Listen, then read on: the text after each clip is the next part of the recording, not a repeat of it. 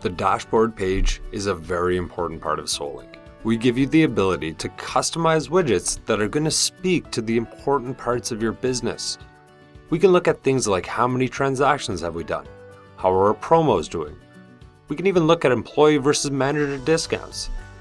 I had a conversation with my employees about ensuring that drive-through times are under 4 minutes, so I quickly created a widget to track this in Solink.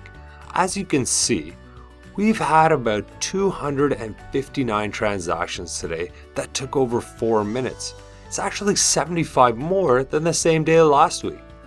Let's click in to look at the data, because that's where we're going to see where we can improve. Now we're on the events page, and we're only looking at transactions that are over 4 minutes in our drive-through lane.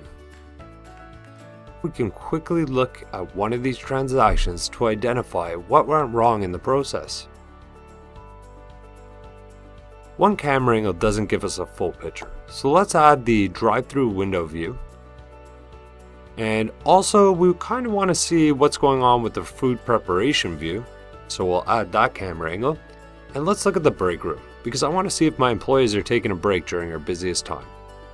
And just like that, we have eyes in 4 different places in the actual restaurant. We can identify what our employees did wrong, and not only that, we can save this video, share it with our managers, and use it as a teaching moment.